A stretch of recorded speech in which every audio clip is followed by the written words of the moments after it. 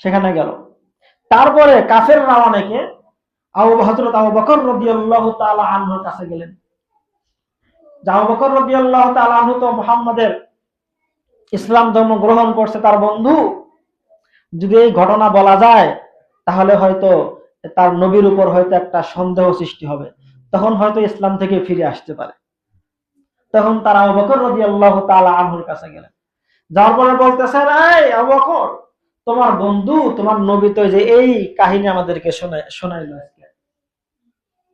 আজকে নাকি মেরাজ হয়েছে, এক রাতের ভিতর মসজিদে আকসা গেছে, আবার সপ্তম আসমান ভ্রমণ করে আবার মক্কায় চলে আসছে। আবু বকর রাদিয়াল্লাহু তাআলা আনহু বলেন কি, দেখেন, ইন কানা ক্বালাহু ফাসাদাকা ফানুসাদ্দিকুহু। এই কথাটা যদি আমার নবী মুহাম্মদ সাল্লাল্লাহু আলাইহি ওয়াসাল্লাম বলে থাকে তাহলে অবশ্যই সত্য বলেছেন এবং আমি সেটাকে সমর্থন করতেছি।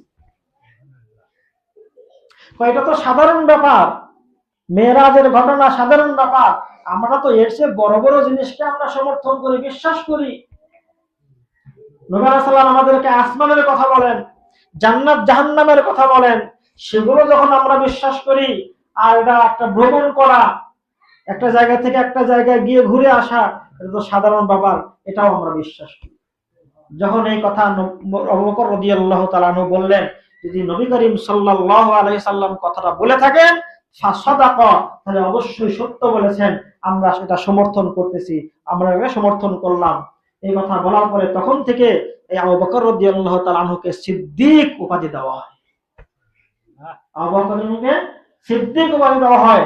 সিদ্দিক মানে হলো সত্যায়নকারী, অধিক পরিমাণে সত্য কথা বলতে বলা, সিদ্দিক উপাধি দেওয়া হয়।